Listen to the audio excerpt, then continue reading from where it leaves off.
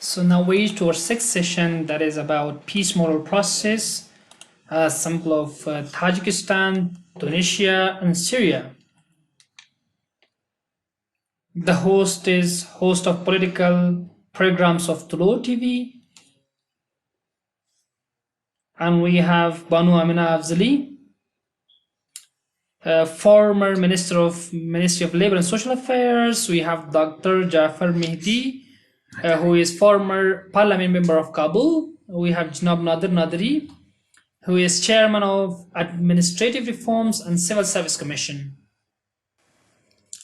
Since considering the peace model of Tajikistan has played a significant role, let's see what we learned from that model and process, and also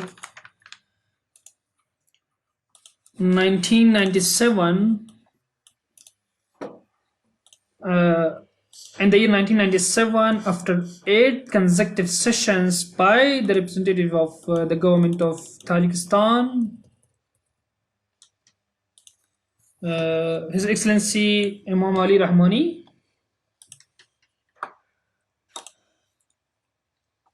and His Excellency Sayyid Abdullah, ensured peace and signed a peace deal. And they put an end to a 5-year domestic war and conflict in Tajikistan. Our panelists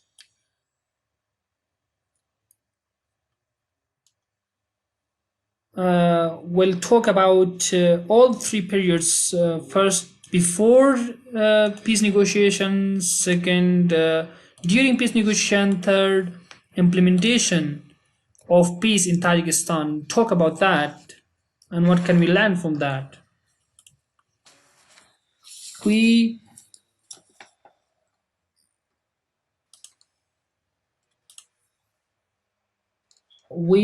since 2013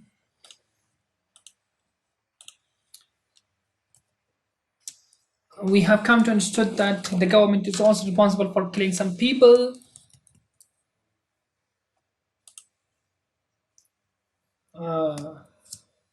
And that's why in 2013 the government of Tunisia had to resign, and they put an end to a long-term conflict in Tunisia.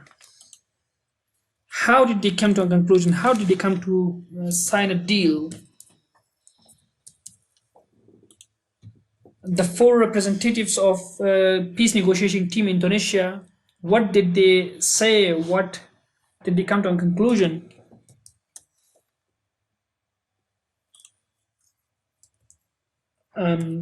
We'll talk more about how did they come to a conclusion, how did they agree with each other. Most importantly, what are the similarities from political side or political perspective, and from religious perspective, from cultural perspective, do we have with Afghanistan? And what do we learn from that in order to reach to peace in Afghanistan? The country that is still in a crisis.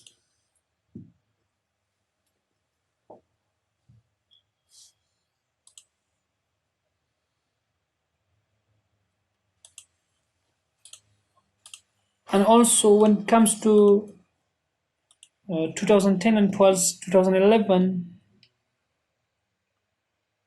after killing millions and injuring millions, and after forcing millions to migrate in Syria, in spite of all what happened in Syria, peace talks started in Syria. We will talk about the peace in Syria, We will talk about regional stakeholders, including Iran. We will talk about all important stakeholders that played an important role in ensuring peace in Syria.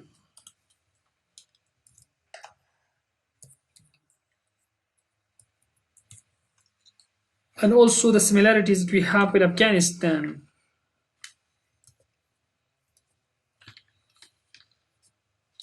I I wholeheartedly welcome our dear panelists, Jafar Mehdavi, former parliament member of Kabul, people of Kabul, who has been here with us,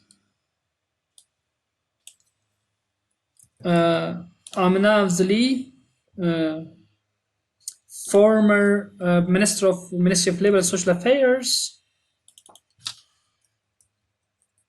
She will talk about Tajikistan and Tunisia, peace model of Tajikistan and Tunisia. And Nader Naderi, chairman of this session will be for 90 minutes.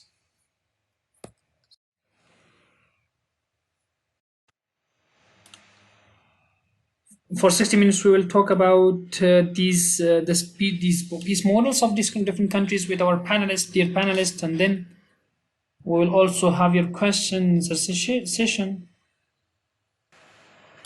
And this will be a quite different session than with what we have generally in Tolu TV, because every question that is going to be asked to our panelists, they will be answering in their due time.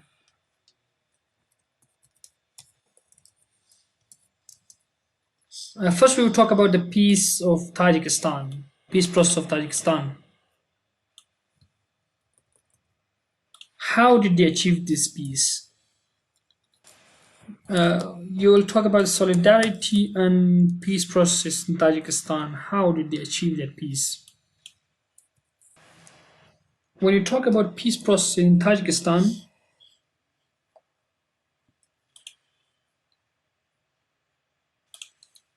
there were political disputes. There were different factors of different groups that they wanted to gain political power. As far as Tajikistan peace process is concerned, there were some factors in Tajikistan which are quite different than Afghanistan. First, literacy rate. Because Tajikistan was influenced by Soviet Unions as far as distribution of wealth and resources is concerned, that's why there were differences which led to conflict in Tajikistan, and also gaining political power in Tajikistan was also the main cause. The second factor that I would see is effectiveness of track 3 talks, which played a significant role in ensuring peace in Tajikistan. It was done in 2002 by Mr. Muhyiddin. As he said,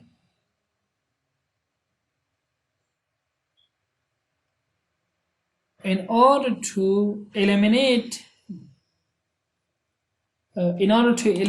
all these problems and obstacles and barriers between political parties in Tajikistan, it was track 2 talks.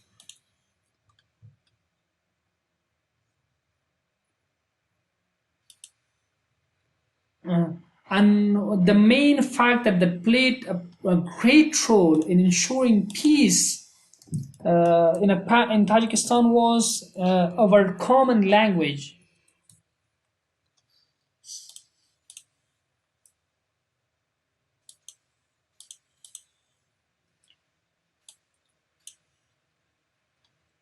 And also, they never insulted any party, their leaders. They didn't insult their leaders They were respected. It was only disputes that they had. The disputes were resolved accordingly with quiet respect. And after peace, if you talk about after peace of Tajikistan, they were given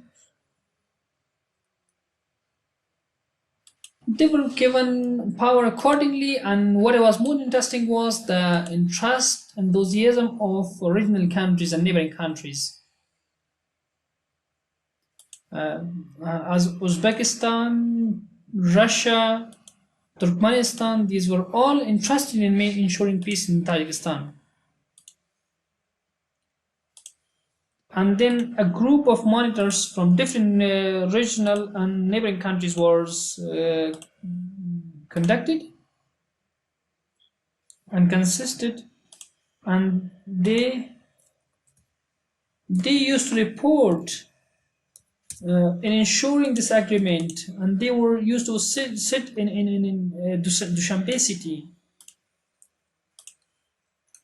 It was done in 3 phases, and it was implemented in 3 phases.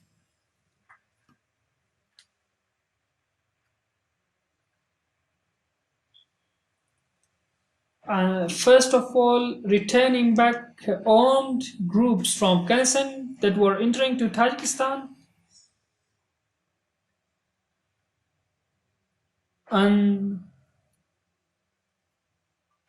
the government of Afghanistan at that time was committed to help and ensure peace in Tajikistan. That's why they tried to not allow these fighters going into Tajikistan.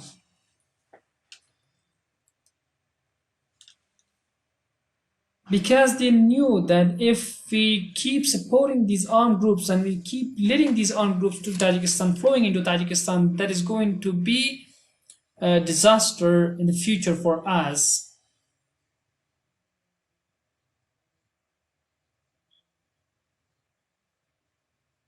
And also, for example, if Tajik fighters were trained in Pakistan, Afghan government would have ensured that these Tajik fighters shouldn't bypass Afghanistan and enter into Tajikistan so that they create chaos out there.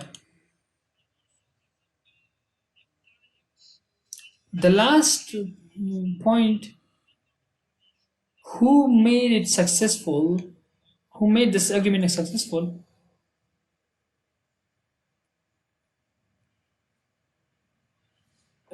it was in the parliament of Tajikistan that was agreed.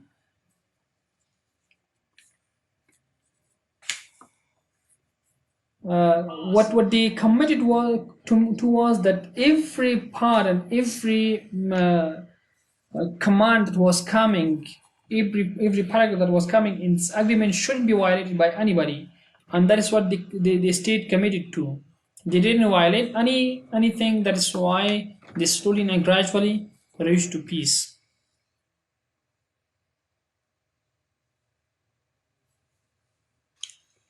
After 2001, 2002, some political parties they kind of slowly changed their approach, and they tried to went through political means and ensure their power through political means. That was all.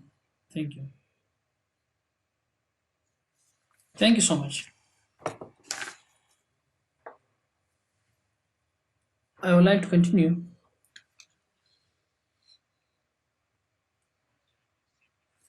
The Afghan people, they are thirsty, they are threatened as well, considering the last 4 decades of war in Afghanistan.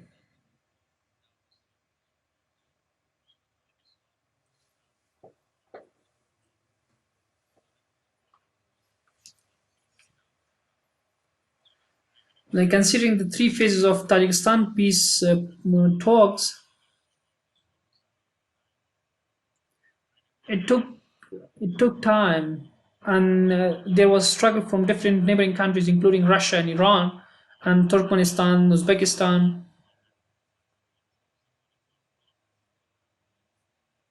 I think we wouldn't have time to discuss all matters and what had happened.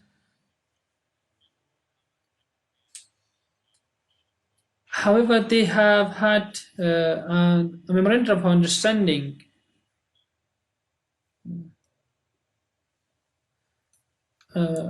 How do you explain that? Was it as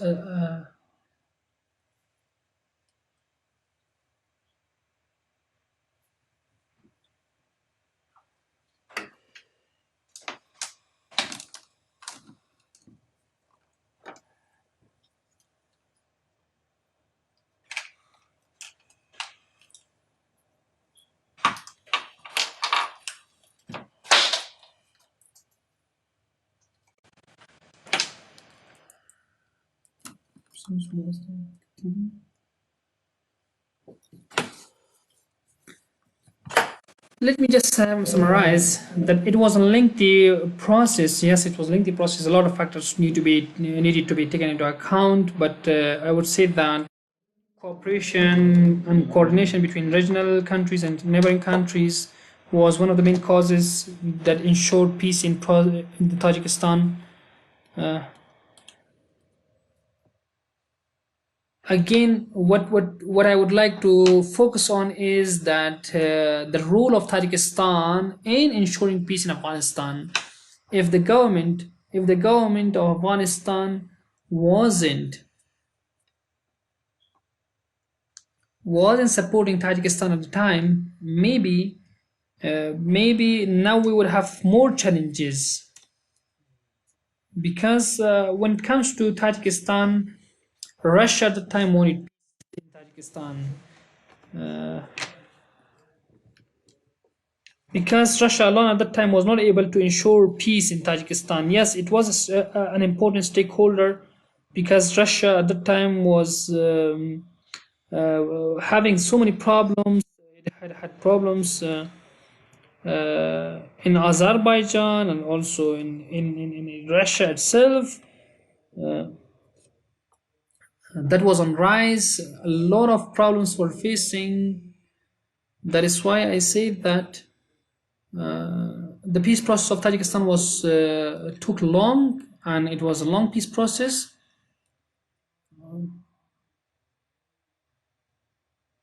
That is why they tried to have a consensus first from all regional and neighboring countries, which was based on natural resources in the country, access to natural resources, and also another factor was education literacy rate, and another factor was they do not have much problems as compared to Afghanistan, because they are united. They are Tajik. Majority of them are Tajik.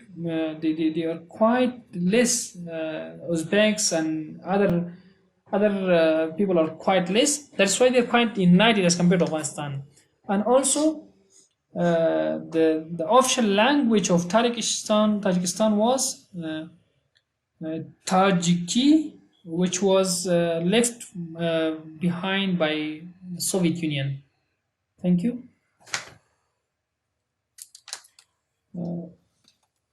Miss Miss Abzali, I would like to hear from you. How did the peace process and the negotiations of peace in Tajikistan went on? What's your view on that? In the name of Allah, the most merciful, most compassionate, I would like to wish my gratitude to all. As said earlier, then Tajikistan peace negotiations, it was by all sides, all stakeholders who were part of Tajikistan peace negotiations. They agreed together. They had general consensus. Neighboring countries and regional countries were all part of it. And also international community was also supporting this negotiation process. That's why it was constructive. And more importantly, what was quite effective was the honesty of neighboring countries, because neighboring countries wanted to ensure peace in Tajikistan. That's why, because they were keen, they were enthusiastic to ensure and provide peace to Tajikistan. and also they wanted their enemies to reach to a consensus and conclusion so that they make a peace deal. That's why the peace negotiations that were held in Iran and other countries, including Tajikistan, they and also, as I said earlier, the president of Tajikistan also came to Afghanistan, and the government of Afghanistan and the president of Afghanistan at the time supported them. Uh, Ustad Rabbani, who was president at the time, and also Ahmad Shah Massoud, they were having quite close relations with Tajikistan. That's why they supported them to and encouraged them to make peace, because they knew and they knew and they have because they had gone through the different sufferings in Afghanistan, and they knew that that war will bring miseries to Tajikistan. War will bring destruction to Tajikistan, annihilation, bloodshed, and killings to Tajikistan. That's why they encouraged and tried to support them to bring and ensure peace in Tajikistan. And that's one of the reasons that it became successful and they reached to a peace deal. That's why I say that neighbors played a gigantic and significant role in ensuring peace in Tajikistan. Naturally, in every negotiation, they talk about the main values and principles that they have to stay committed to. As said by my brother, it was honesty. It was honesty by all sides, which made them lead toward peace, including there are different discussions about migrations, about making settlement between leaders of different sides, and also dividing political power, which was quite important. And that is what we have to learn from. We need to, and one of the main key lessons that we can learn from this is that when when we make commitment, then we have to stay committed to our commitments. Later on, although it was embraced, but at the beginning it had some problems, but later on it was quite embraced by every party. That's why Tajikistan is now a peaceful country. And also the power that was promised at the time by the government of Tajikistan, it was given to different leaders, but later on, through different methods, they tried to make a centralized government and took power away from those people who were part of making chaos in Tajikistan. But they did not object, because the reason was because peace was more important to them, because peace was better for them, and that is something that we have to learn from as well. That's what we have to learn from as well. Such kind of situation that we have in Afghanistan, it has happened in other countries as well. And what they did, what we come to understand is that they give value to people, to their lives, and that is the lesson that we have to learn as well. Mr. Afzali, comparatively,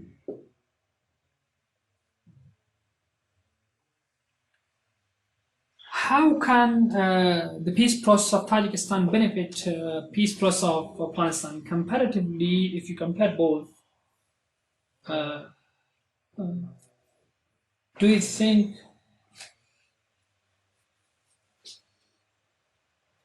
after withdrawal of Soviet Union,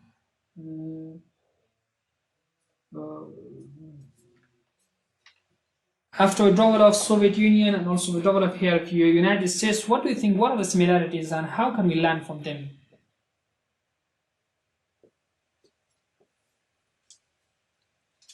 I think one of the similarities is claiming political power, whether at the time in Tajikistan or Afghanistan.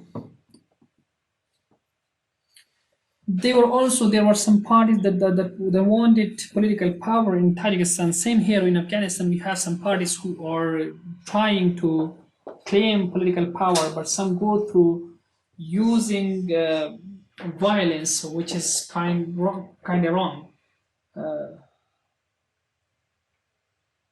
To conclude is first I have to say that the population of Tajikistan is less than the population of Afghanistan.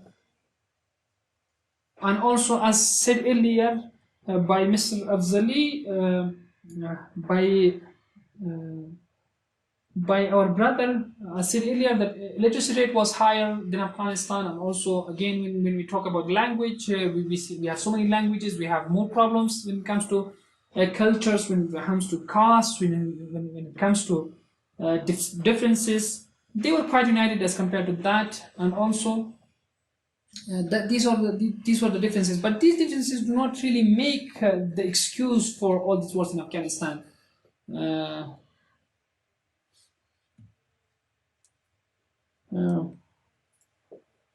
Because such kind of problems that we have now in Afghanistan, it wasn't these problems were not in Tajikistan. That's why they were united. They were quite easily united, and they came into conclusion, and they understood that peace is better than war and conflict. And that's why they accepted Abdullah of the time, which unfortunately in Afghanistan we have problems that people do not come under one power, one umbrella, so that they come together and say no to conflict and war and make a peaceful Afghanistan. However, there were challenges in Tajikistan as well. There are challenges in Afghanistan as well. One of the main problems that we have, or one of the main challenges that we have, is we are not united. If you are going to be united, that is going to help us in ensuring peace process and ensuring peace in Afghanistan and ensuring success to peace process in Afghanistan. And also, let's say that support toward Tajikistan by all neighboring countries and regional countries was also a significant factor that made it possible for Tajikistan to have peace. Now, what the problem we Afghanistan have is the neighboring countries and regional countries are not really supporting us. They are actually they are not just supporting us, but rather supporting terrorists to fight in Afghanistan. They say one thing by words, but they do other things in action. That's what made things very quite problematic, and has made the situation in Afghanistan quite complex. But hopefully, I really hope that one day we will reach to united Afghanistan and peaceful Afghanistan. Thank you so much, Mr. Azli. Now we talk about Syria. Before we go to Tunisia, we first go and talk about Syria. Mahdavi, His Excellency Mahdavi. What do you think? Why Syria does not reach to peace? What has been done so far? Why the peace negotiations in Syria have failed time and again? In the name of Allah, the most merciful, most compassionate. First, I would like to say my salam to everyone and wish my gratitude to everyone.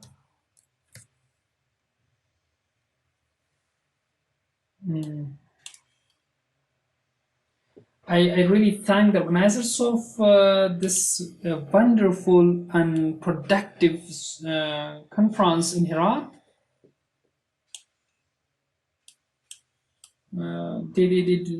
They tried to conduct it consecutively every year, which is I'm really thankful to them. Since we reached a very sensitive time here in Afghanistan, I really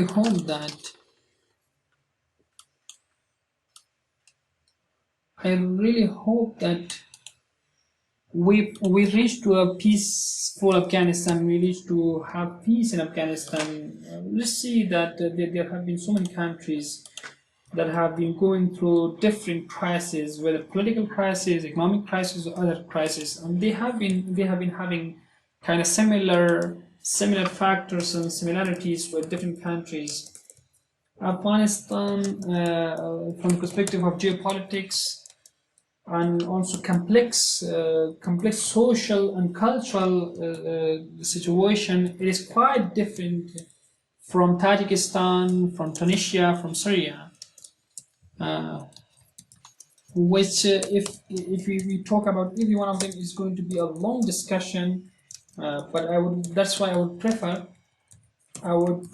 to pinpoint the present situation of Afghanistan, and then in the and during our discussion we see things and explain it from other perspectives.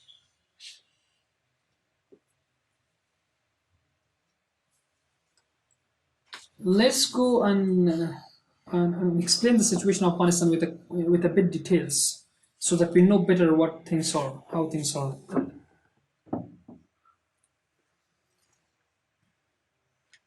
Since our panel is also about peace model and peace process, let's come from that perspective. Let's understand this.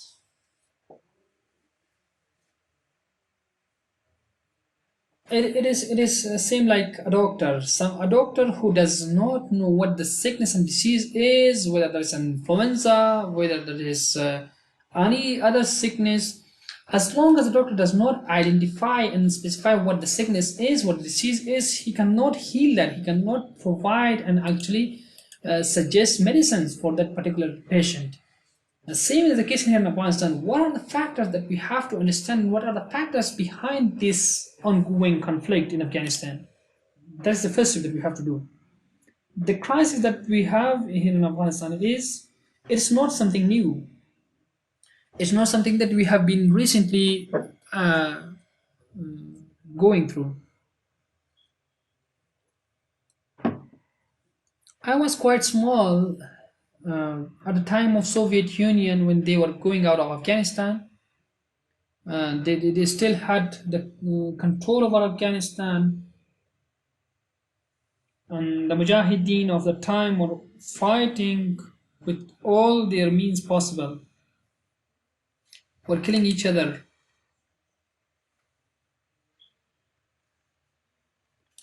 That's why when we talk about the crisis of Afghanistan, we cannot just simply go through it and say that these are the factors and that's it. Let's go deeply into that. Let's understand the geopolitics of Afghanistan. Let's understand the social and cultural complexity of Afghanistan.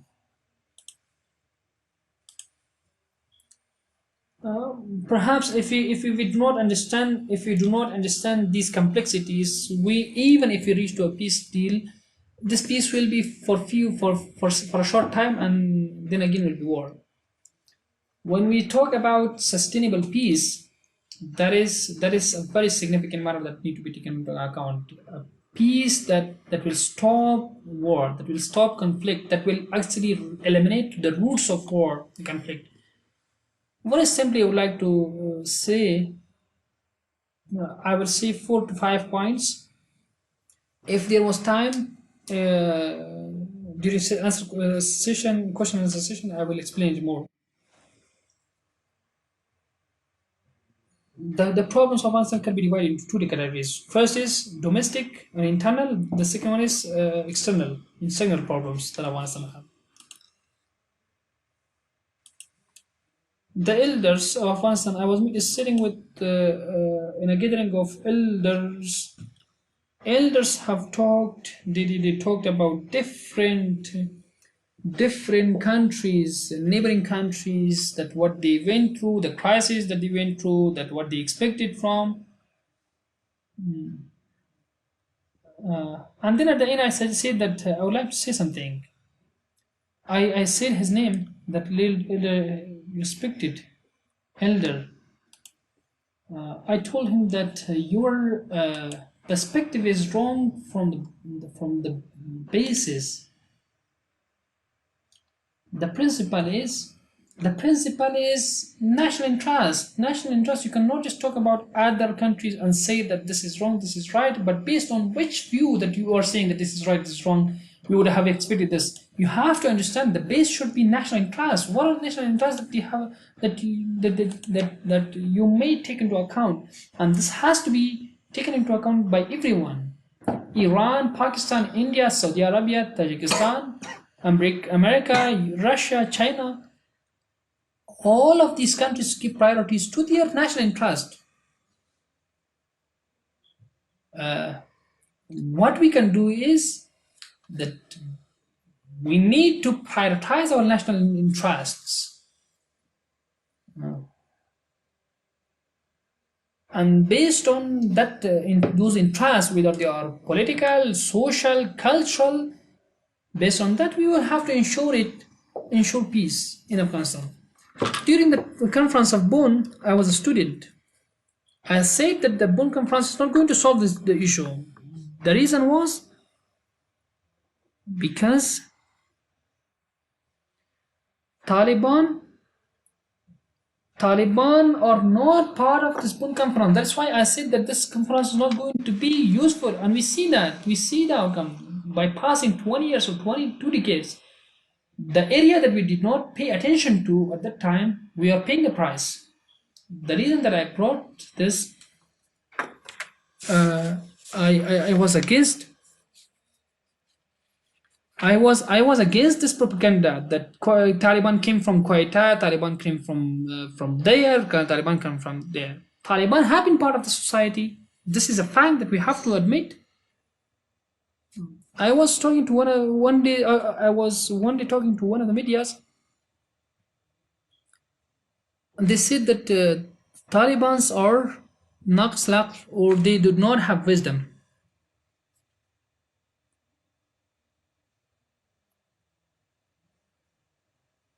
And I objected to him that if we are going to bring changes and if we are going to embrace them, we need to sit together. We need to bring unity. We should not call them naqsul or someone with no wisdom. They are fighting for a cause. That is why a lot of factors have to be taken into account. We need to understand what Taliban's are, what their mentality is, where they do they get support from. We have to know the fact that they are Afghans.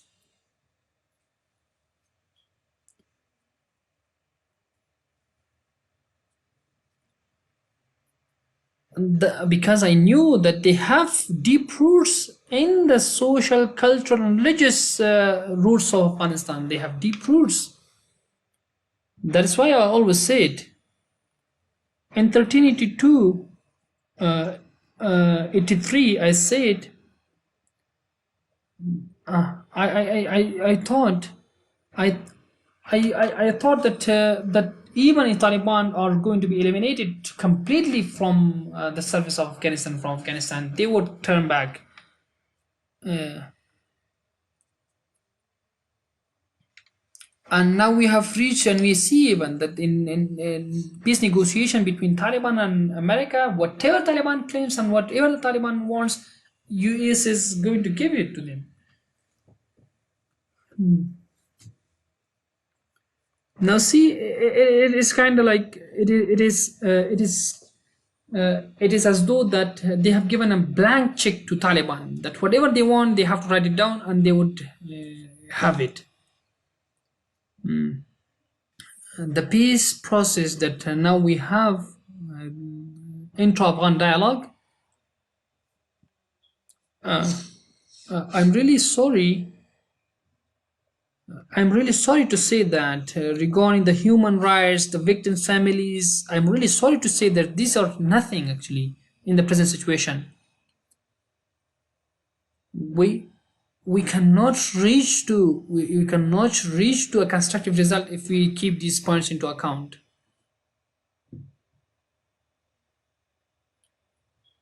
We have to understand that even if 1 minute or 1 hour a conflict is going to stop 1 hour earlier or 1 minute earlier, that is going to save a lot for Afghanistan.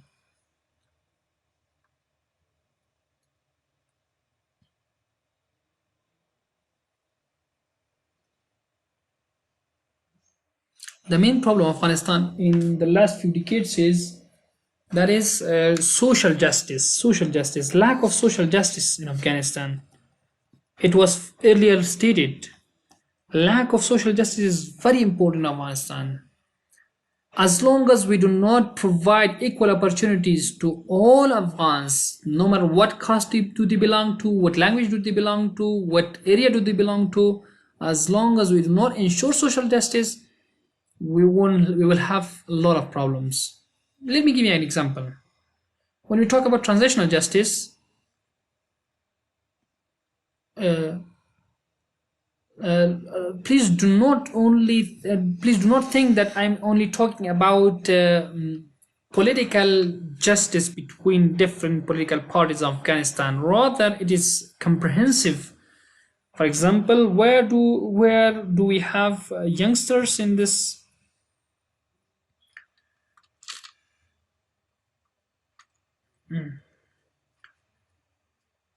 Like, see, in the government of Afghanistan, there are only 3 to 5 persons, youngsters. They are leading and they are controlling the government of Afghanistan. You see, one day your brother is a minister, and then you see the other day he himself is a deputy minister. He himself is somewhere else, a government high government officials.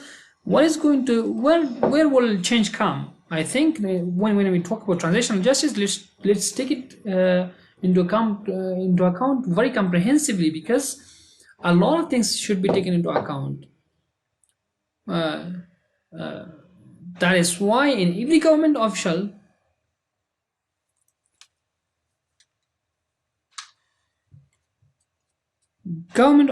we see that even the quota that have been allotted to different groups, that is not fair. How justly do you believe that in order to save democracy, uh, the other day it was mentioned that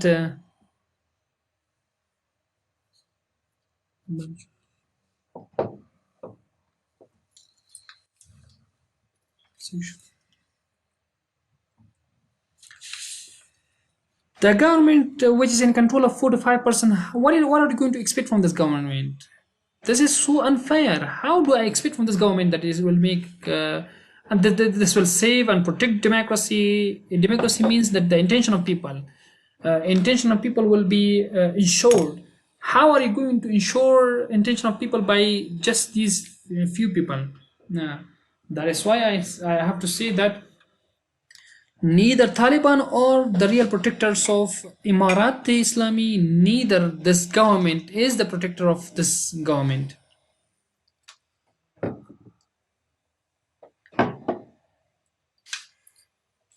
If I generally say that 99% of Afghans, the interest of 99% of Afghans have not been taken into consideration.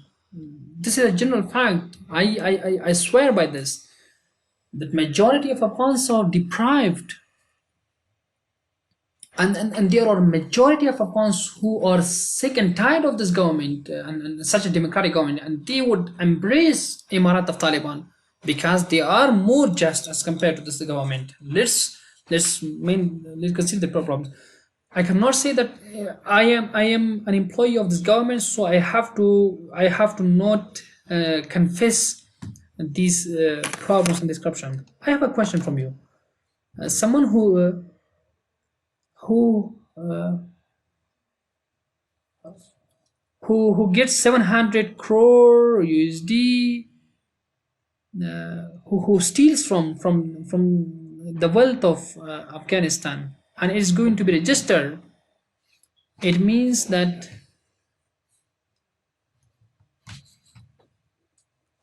you are going to assign someone who is actually stealer. He would steal the wealth of Afghanistan. No one is going to ask him such kind of corruption.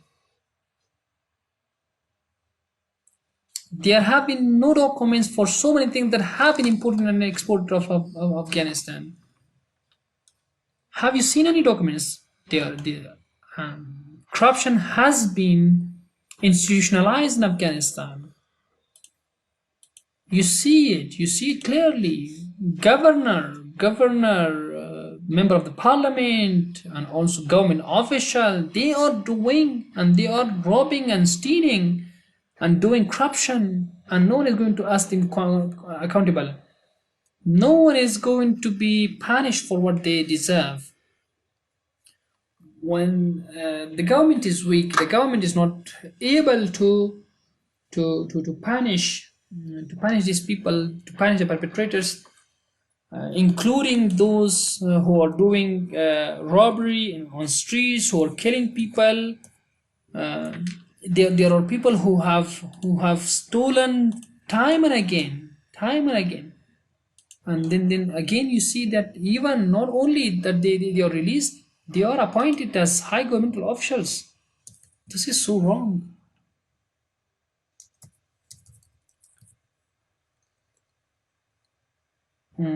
I did one of the things.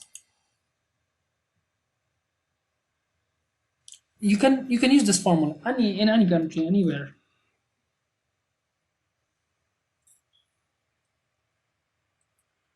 The role of decision makers. The role of decision makers. For example, in Tajikistan, it was stated. In Tajikistan, there were few foreign interventions, not as compared to ones in Afghanistan. There are so many foreign interventions. That's why it's quite problematic. Even in Bonn Conference, after 9/11, all countries, sided on one side. That is why this conference was quite successful, and in few days, a government was established, and we ensured peace for some time.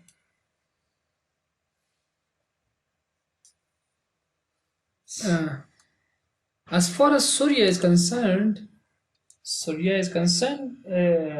there is Turkey, Iran that are involved with it. They do not agree with each other. That's why the Syria negotiations have not been successful so far. And every country is trying to save its own national interests, its own national interests. For example, when we talk about Turkey, Turkey is a member of NATO. If this issue is not resolved in Afghanistan, this peace would not be established even if you try for 100 years. Now see Khalilzad, His Excellency Khalilzad, he has actually hijacked it, and he hijacked this peace process. They do not even keep any country into account. They do not even inform any country. They do not inform Afghan government. They do not even inform this NATO government. A lot of regional countries and neighboring countries want to be involved with this peace process. If they are taken aside, of course it's not going to be it's not of course it's not going to work out. Iran has its influences, India has its influences in Afghanistan, Pakistan has its influences in Afghanistan. If they are kept aside, so of course this peace is not going to help out. That's why we need to have a general consensus before we ensure peace in Afghanistan. Thank you. Thank you so much. And Dr. Mehdi, what I understood is to eliminate the roots of crisis in Afghanistan, that requires a comprehensive political and social aspects of Afghanistan. Three main problems that were mentioned were lack of social justice, high corruption, and foreign intervention. These three main problems were the main cause that we do not have peace in Afghanistan. We only have 8 minutes of this session, then we will go toward question and answer session. I would like to use these 8 minutes quite effectively. I would like to hear about Tunisia as well, how the political instability, the political problems and obstacles that were in Tunisia, how they were resolved, how similar they are with the situation of the political situation of Afghanistan and the Afghanistan of 2020. What are the similarities? And the peace process of Tunisia would help us, would help Afghanistan in ensuring peace in Afghanistan. Thank you so much. Before I go to Tunisia, I would like to clearly state that the, the present situation of Syria is quite similar to the situation of 1990 of Afghanistan. Like political power and also Bashar al-Assad, the government of Bashar al-Assad, who wants to extend his power and has control over Syria.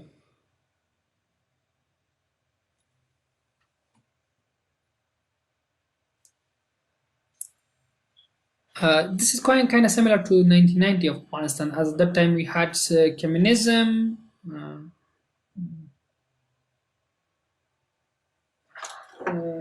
Here we had communism, which was defeated by imperialism through the means of U.S., Pakistan, and by fighting communism through mujahideen. The same situation is in Syria, and that is what they do. That they using violence for gaining political power. That is when they say that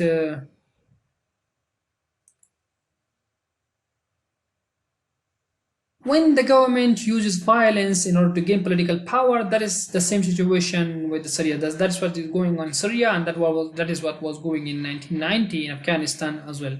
And another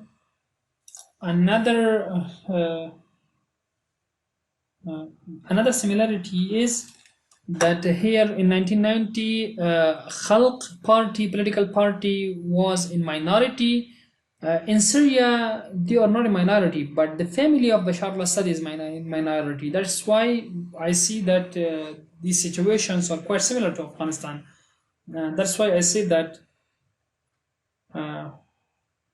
the agreement that was signed by three parties, it is still not a peace deal for Syria. Syria is now going under ceasefire. Maybe in the future there will be another war in Syria, because justice has not been ensured in Syria.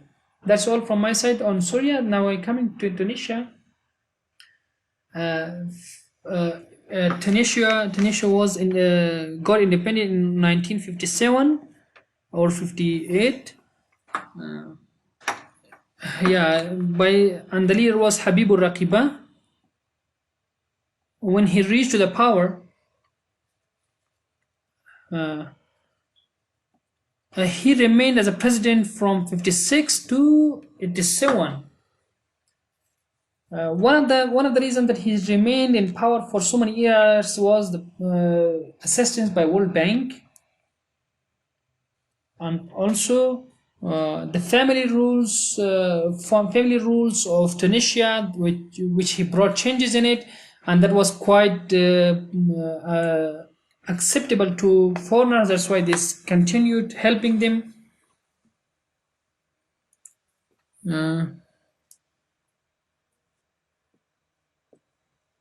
And then it continued till 2011, 2013.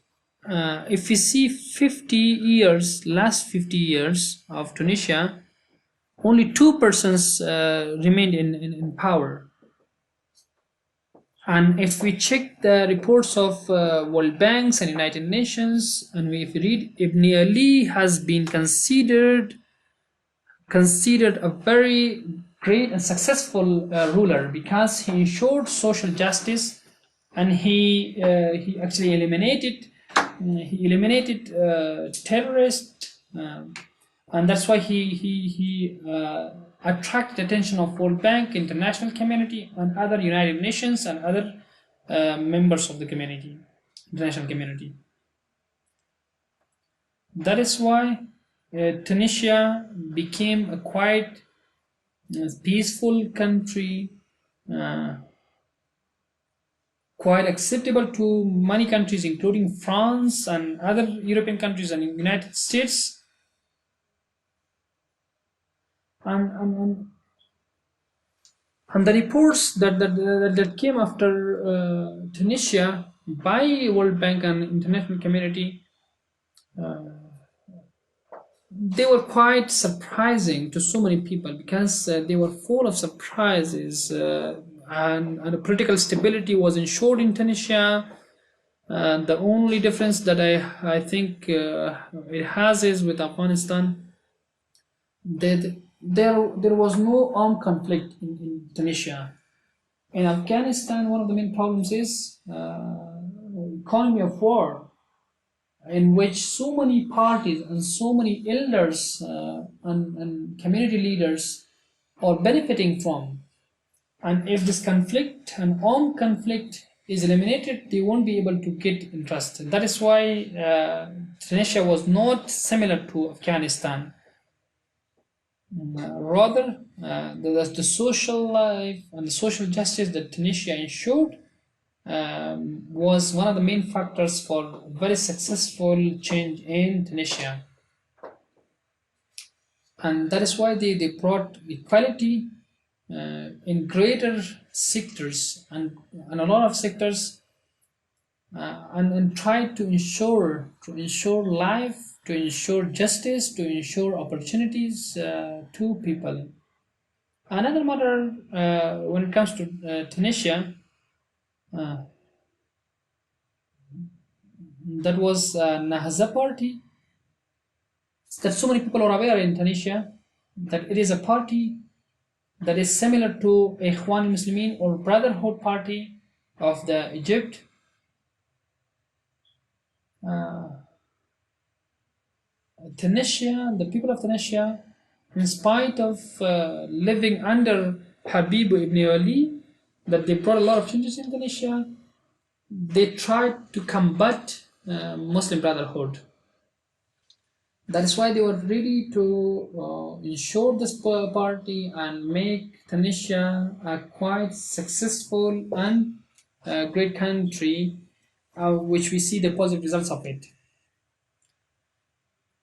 And one of the reasons that this ruler was quite successful and welcomed by so many people was that he tried to support people in finding employment opportunities, in finding employment, and also giving justice to them, whether it's social justice or cultural justice.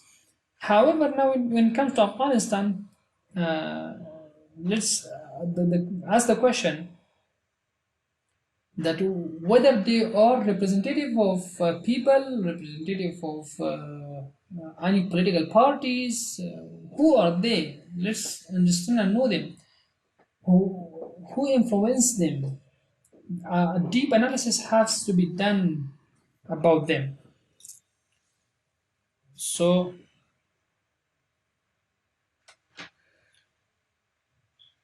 for now, for the time being, negotiation team that we have appointed, the government of Afghanistan has been appointed. They have to analyze it and look into different perspective in order to take all factors into account, in order to consider what neighbors are, how much neighbors are influencing Taliban, what decisions have been made by Taliban that are being influenced by foreigners, and we have to know and understand the people of Afghanistan, how many people are happy from Taliban, why are they happy? These are all the questions that need to be taken into account. Thank you. Before we go to question and answer session, in 2015, about 5 years ago, and the negotiation team of Tunisia, they were nominated for Nobel Peace Prize and they won it because they have taken Tunisia from a very destructive crisis to peaceful Tunisia. This board was consist of different parties. Consist of 4 different parties, which played a great role in ensuring peace in Tunisia.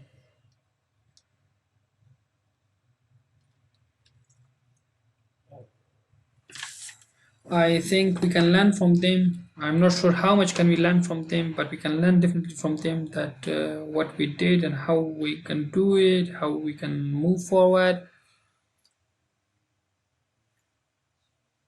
As we also said that there are so many problems and obstacles in Afghanistan. We have divisions, but they are quite less as compared to Afghanistan. But what we need to do for Afghanistan have to be taken into account. Now we go toward question and answer session. We have around 26 minutes. Please go ahead.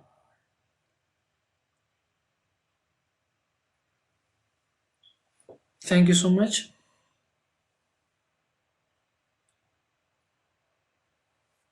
We cannot hear him clearly.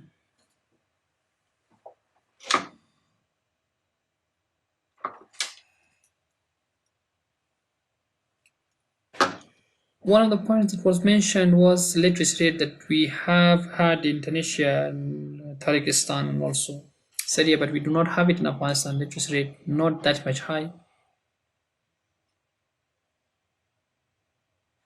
And I think I would like to add is we do not have a proper definition of national interest in Afghanistan. We do not have proper definitions.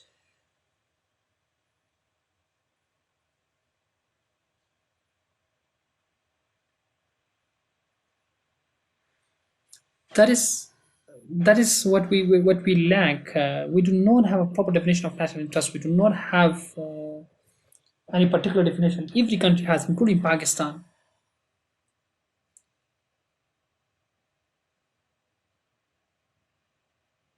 And also another problem that we have with Taliban is that what do we have in order to defend our rights against Taliban? If Taliban have any reasons in fighting, what are the reasons that we have to prepare in order to tell Taliban so that they do not fight?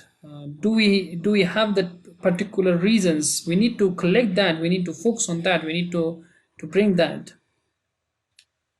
And also when we talk about the government officials, as you said, that there are 4 to 5 persons who are controlling the government, and the same thing is happening on Taliban side. There are 4 to 5 mullahs who have been sitting who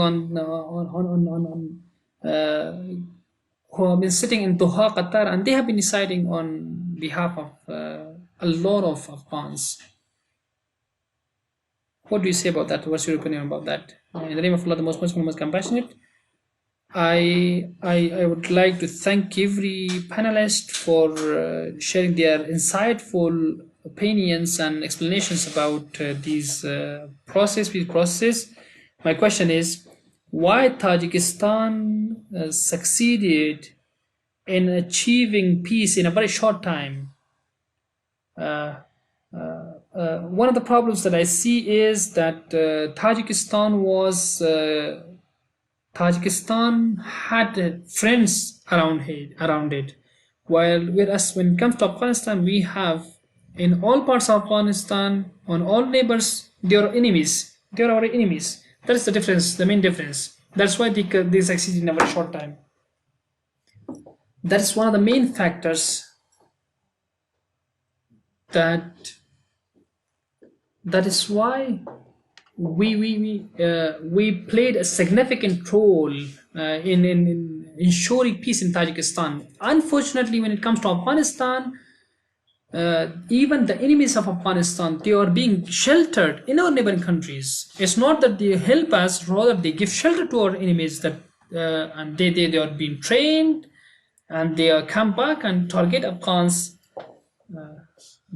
That is a different scenario with Tajikistan. That is not the scenario that was being implemented in Tajikistan, because Tajikistan, the fighters, the armed forces of Tajikistan that were going to fight Tajikistan, there was no place for them to be given to them. so that they could come, give shelter, were given shelter to them, and then would go back and fight in Tajikistan. That is not what is in Afghanistan. In Afghanistan, we have enemies who are going very freely to neighboring countries. They are being sheltered and they are being trained and come back to kill Afghans. Like as said earlier, there are different groups. Sometimes communists are trying to kill us, sometimes by one name, sometimes by other names. Different names are being used only to kill us.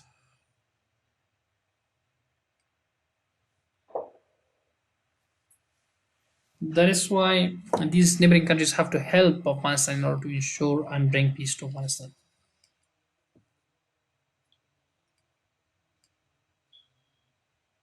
Thank you, dear distinguished guests. Thank you so much. I've learned a lot. Uh, Ghaznavi Sab, if you may explain this.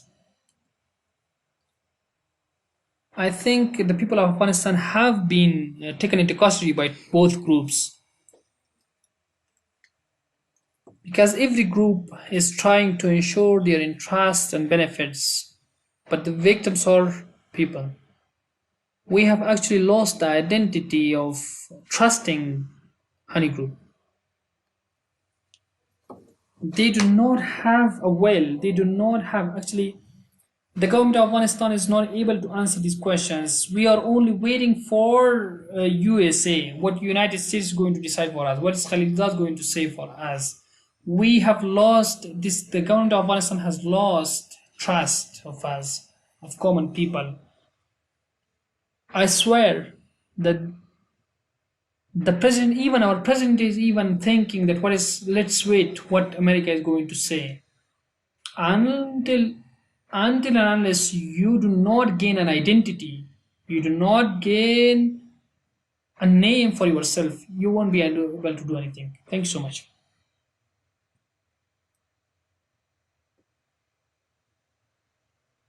My point is about the words of Ghaznavi Saib. Rashid Al Ghanoshi is one of the famous scholars who played a great role in the time of Muslim Brotherhood, Ikhwan al Muslimin,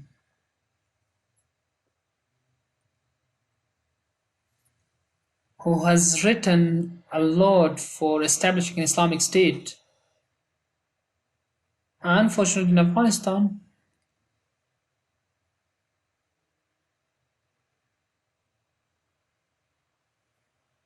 even the people that we have in Afghanistan, who when you ask questions about them, they are going to back and they're going to history and what they're talking about their own stuff and that what they have done. One problem which we need to come into the present time, we we have not learned from the past. We only talk about the past, but we do not learn from the past so that we make proper decision for the present. Apart apart from transitional justice that was earlier mentioned, I think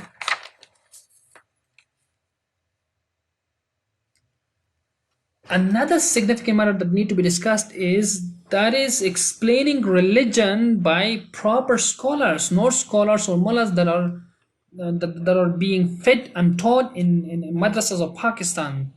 They actually misguide people and they do not properly teach Islam to people, which actually is quite problematic. This is one of the biggest reasons and factors of what is going on in Afghanistan. For instance, we have discussed different discussions. We have discussed different. We can discuss and explain different factors, whether human rights, whether other factors from Islamic perspective. But that's quite different when it comes to Taliban. The way they explain, the way they look at things, that's quite different. That's why we need to understand who the scholars are, how to explain properly, explain what religion says. That's why the main reason is.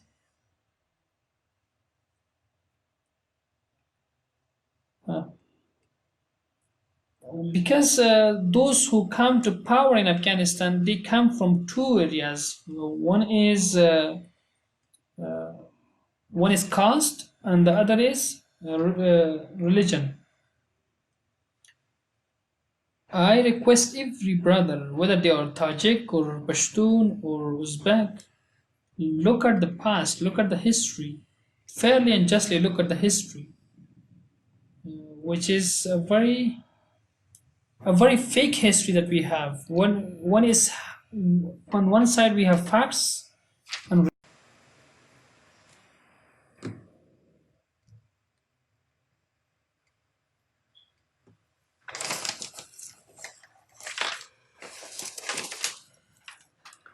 because these are the matters that need to be taken into consideration. We do not pay attention to it, but these are very very important factors.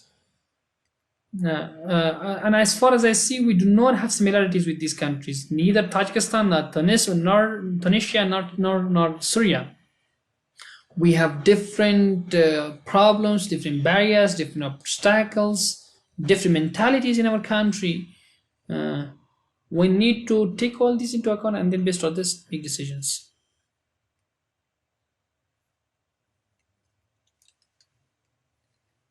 Salam, my question is toward Mehdavi.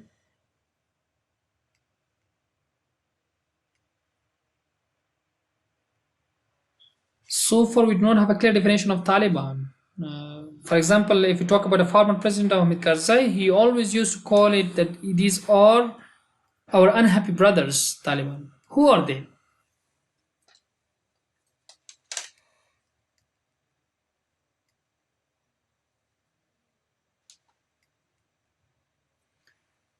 That is that is why I think that we have different factors, we have different reasons, we have different discussions. We need to have a different model that need to be so comprehensive that can keep every factor into account. Every institution has to be in line with main principles that are set for ensuring peace.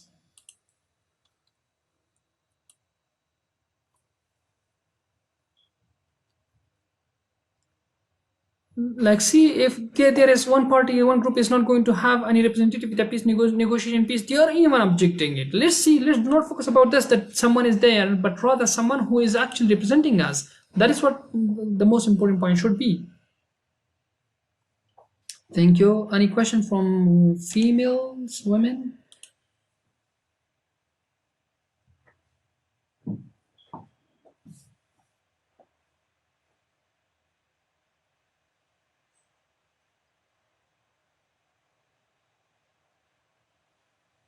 I have one question. It is toward Dr. Mahdavi. I cannot hear him clearly.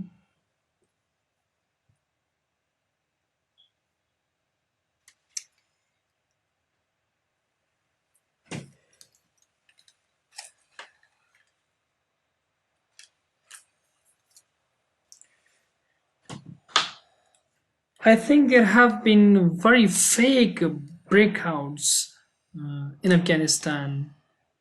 After 1978, jet planes would have gone and bombarded their own people. And the same thing, these mujahideen would come and bomb in cities and would kill people in the urban areas, and they would flee. That is why we resulted in having 2 million killed, few millions migrated, injured, and we see who lost. It is we Afghans that have been losing, that have been giving the price, that have been paying the cost of all these worms. And then a time came that domestic war took place. North started killing on the south, south started on the north, east on the west, west on the east. The same problems we have. Uh, There are people who are claiming that we want democracy, we want freedom. These are their mentalities. There are some people, however, there are some people who deny this. Now, what are the frameworks that are going to be established for this in order to ensure uh, peace into Afghanistan, in order to eliminate these differences, in order to bring these people to into one platform and make them united and bring unity among them.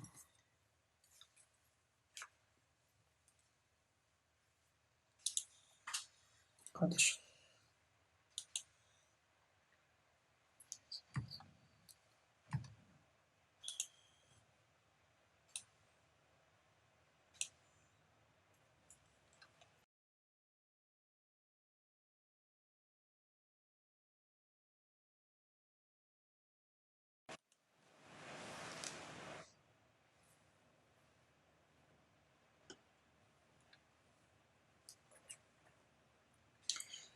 First of all, I would say that the war of Afghanistan is quite different than jihad. There are quite big differences between the two.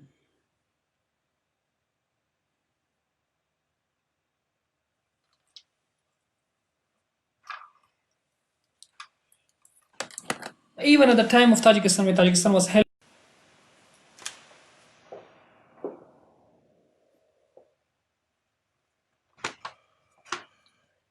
these are Tajikistan had in its own national interest. National interest need to be defined. Once national interest, you make your decision.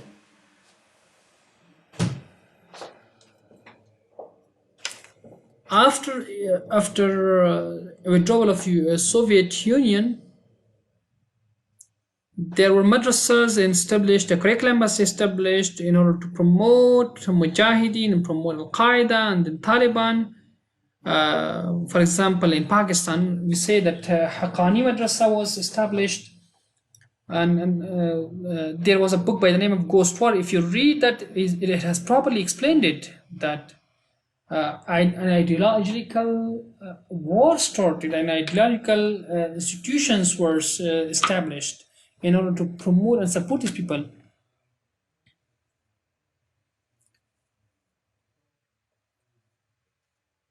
That is why anywhere when it takes place, for example, after withdrawal of Russia, Afghans needed to understood what things need to be done.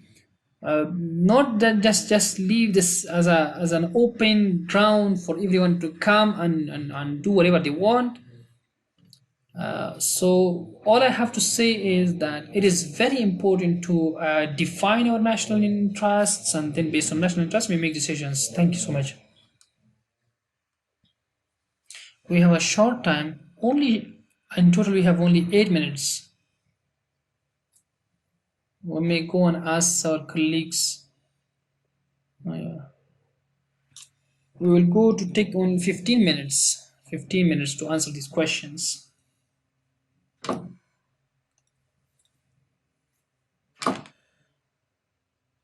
Thank you so much for sharing your insightful comments and questions.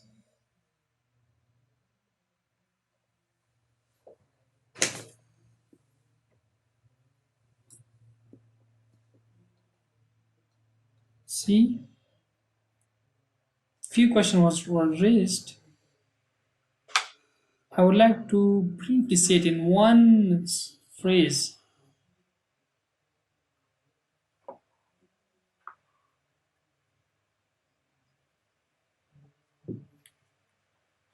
An extremist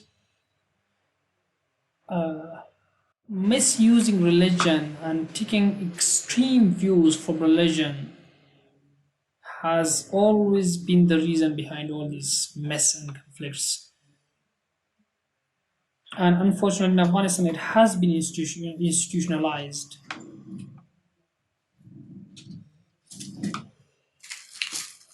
When we talk about awareness, it is beyond learning, it's beyond just studying. Awareness is not just requiring degrees like doctorate degrees, master degrees, or bachelor degrees. Someone is not even a bachelor, but he is aware, he has awareness.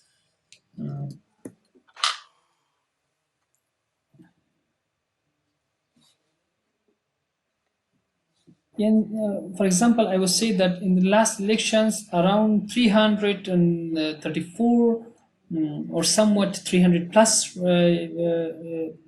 votes have been used, yours were used, and out of which around 83 were blank. You see, they have their own decisions. It's not a district. It's not a district. You see, it's not a rural area. It is one of the most prestigious university of Afghanistan. There are students who are quite educated as compared to other people in Afghanistan. Now,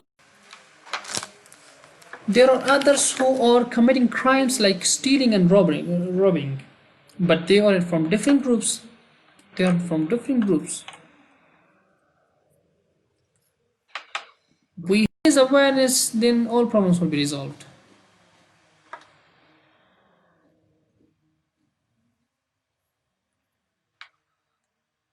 If someone is not going to be able to ensure socially protected life for himself and have so many problems in his life and is not going to protect himself, that is his own problems. The same problems with us in Afghanistan. We are not only protecting ourselves, we are creating problems for our own people. We are creating people for our own people. I was a student of master degree at the time. What I was wondering was that what I was wondering was that at that time we had only 1% or 2% who you would reach the level of bachelor degree or even master degree. Master degree was quite less, but now we see families that have 2 to 3 masters that have. Now see the level of education has quite declined. Some people who have graduated from bachelor degrees, even from master degrees, that you cannot even write.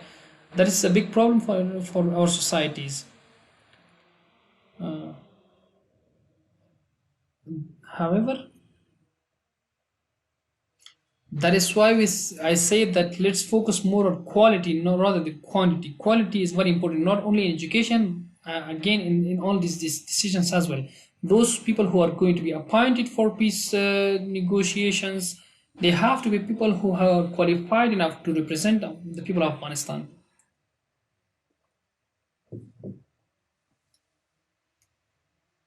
See, these definitions are different from each other. These are definitions that are being used from different people. And every country has its own definition for their own national interest, for their own terms that are being used. That is something that has already been discussed here as well, that national interest need to be defined. There has to be a clear definition of national interest. Then based on national interest, the government of Afghanistan has to take decisions accordingly.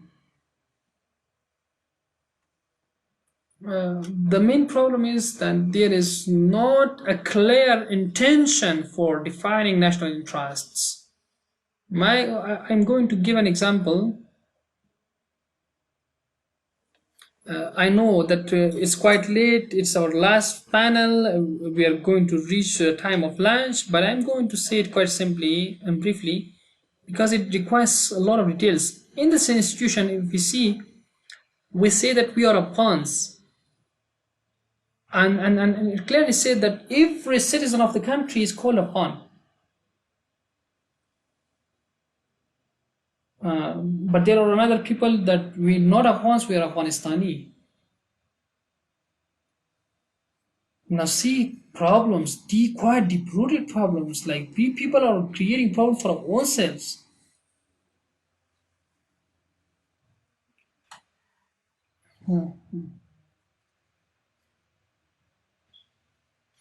And that is why I say that those who are on government officials and those who are ruling, they have created so many obstacles and barriers in different communities and societies of Afghanistan.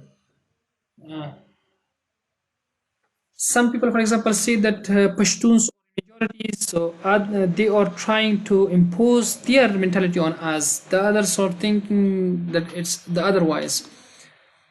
But we do not even come together on the same constitution that we are committed to obey. Like the constitution says that we are all Afghans. Now this was just an example. See, uh,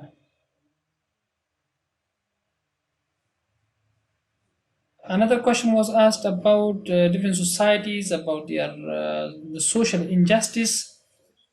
It was a point was raised. If if this government is this particular government could achieve and attract people to obey and stand by them, a lot of people wouldn't have been distracted from the government and even joining Taliban. It means that this government has failed to do that. Because we need to ensure equality, and it should be beyond classes. Classism shouldn't be welcomed here.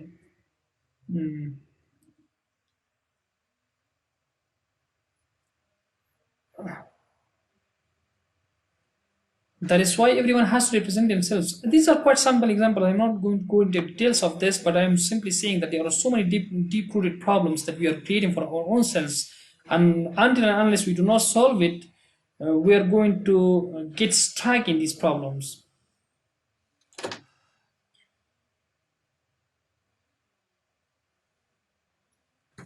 There were letters. There were letters at the beginning of Karzai period, after 2001. There were letters coming from Afghan, from the leaders of Taliban, that they wanted Karzai to go for peace negotiation, they wanted to join the government, but they were not welcomed at the time.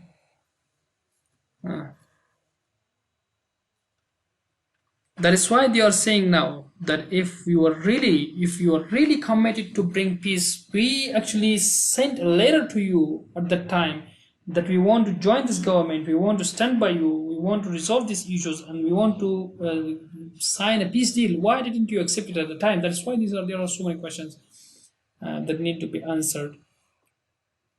Thank you.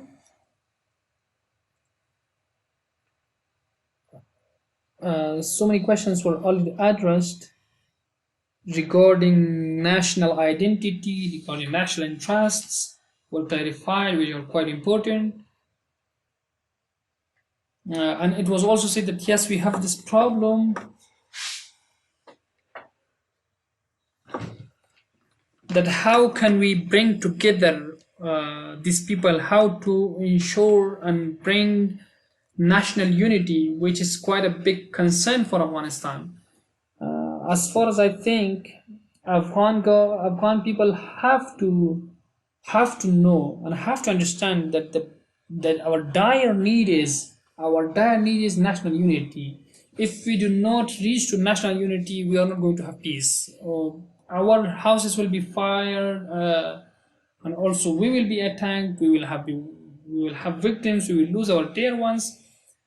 That is why the dire need is national unity. We need to reach to national unity, and also we have to identify those people who are creating division among people, who are making problems and among these things had no value at all. But now so much value has been given. Discussions about Sunnis, Shias, these things are not new. These things have been imposed upon us. Let's identify those who are imposing all these on us. Let's identify them. Let's make a national unity, because national unity is going to save us from all problems. At that time, there was no discussions like this. That's why we had peace. That's why we had a great country named as Afghanistan.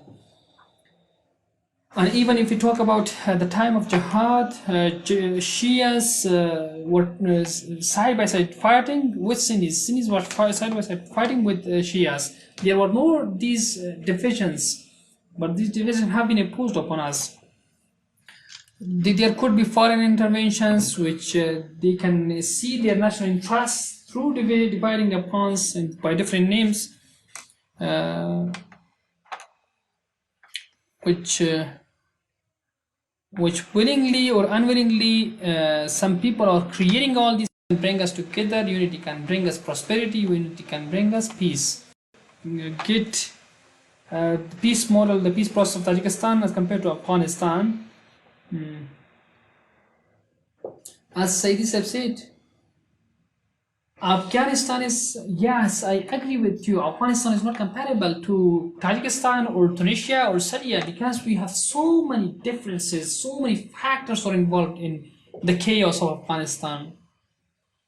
Because we have so many classes, so many schools of thoughts are living in Afghanistan that have been actually the cause of destruction, even start of war and conflict in Afghanistan in the past. We have so many problems. We have deep-rooted problems in different levels: social, cultural, religious. That is why we are different people than our neighboring countries, including the countries that we have mentioned, the peace model that we have, peace process that we have mentioned, and also the neighbors that we have had. For example, if we talk about Pakistan, Pakistan is saying something else, but doing something else. And even our own partners are not honest with us. The present situation that the United States of America has brought is even it's not acceptable to us. It's not acceptable to the people of Afghanistan. That they have joined and they have stood by Taliban rather than Afghan people, which is quite questionable. Now see, United States is kind of supporting Taliban if this is how it's going. That's why Taliban are increasing their attacks. That's why Taliban has made hell out of Afghanistan and attacking Afghans in different parts of the country. Had problems only for 5 years, but here, whereas when it comes to Afghanistan, it has been for the past 40 to 50 years, which we can only see if there are similarities and can learn lessons from, then we can use it for our own peace. We are the ones to be blamed for. We are the ones, and also our neighbors are the ones to be blamed for, and also the partners that are making hell out of Afghanistan and strengthening armed groups to fight in Afghanistan. These are the ones to be blamed for, and these are the ones to be identified so that we get to a proper and honorable peace, so that we get out of this conflict and reach to peace. Thank you.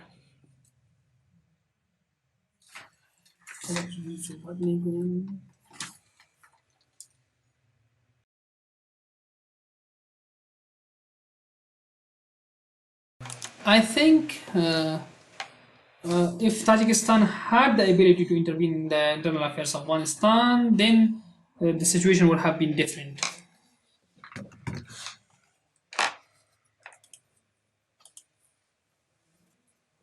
The problem that we have is interesting. Our political parties that have been in Iran and Pakistan, they were using the names of Islamic Republic of Pakistan, Islamic Republic of Iran, but these two countries with so much art and with so much smartness try to show as if they are quite Islamic countries, but they are not. For example, there are so many madrasas in there. There are so many different frameworks, structures that are there in Pakistan, but they are internally not Islamic. They are using ideological names for their country for their own benefits, and that's one of the problems that we do not understand this difference. Because we need to think beyond that. One of the question was about national interest, the definition of national interest. When it comes to national interest, it's not constant. It changes from time to time. For example, now we are at war. The biggest national interest to us is peace. uh, if this piece is this piece comes, that is the biggest national trust that we are going to achieve. I cannot go into detail. That's it. Thank you. Before I go to conclude, please go ahead. It was shortly said, but I would like to explain a bit more. One of the question, it was quite important: how to eliminate the foreign intervention in Afghanistan, and also a country that is quite away from other countries, that has quite difficult geopolitics. It's quite simple to manage. Uh, we have internal problems.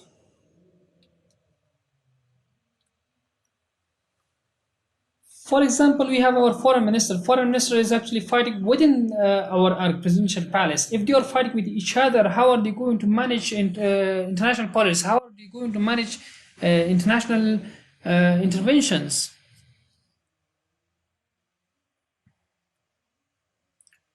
When one country is claiming on another country based on international laws.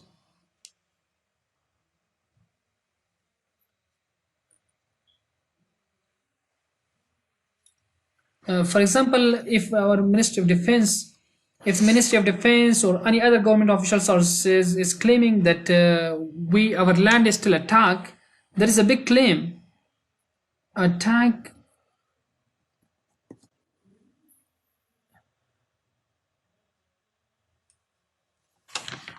When you say that any government official who is going to claim that we have the land of Afghanistan is up to attack, which is inside Pakistan, that means that you are legally allowing them to intervene in your affairs. But who will let them these understand this? I'm going to give an example. I hope that by this example you will understand the situation of Afghanistan. Uh,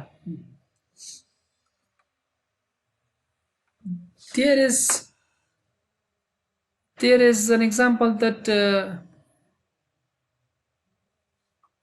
there is just a saying that there is someone who was a spy, and he did something, and everyone was curious to find out who the spy was, and actually they found out that who was he was the deputy of the president.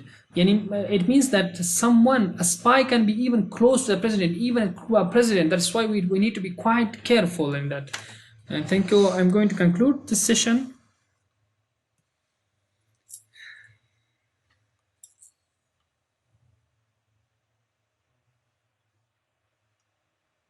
Uh, we are quite different as compared to other countries. We have so many factors that are involved. Our scenario is quite complex and complicated as compared to other countries. And this is what I conclude. We need to understand all factors. We need to understand all stakeholders, what their wishes or what they want as. We need to understand our geopolitics. We need to understand our present situation. We need to understand that we need general consensus.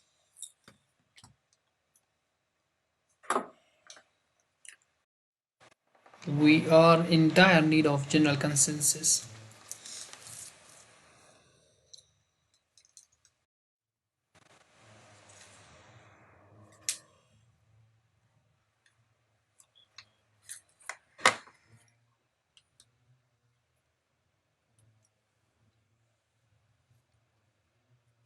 And also, there has to be a clear definition of national interests, and that should be a red line.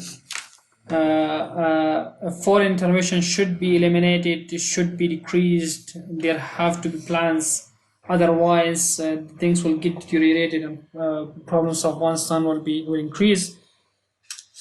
Thank you so much for being with us.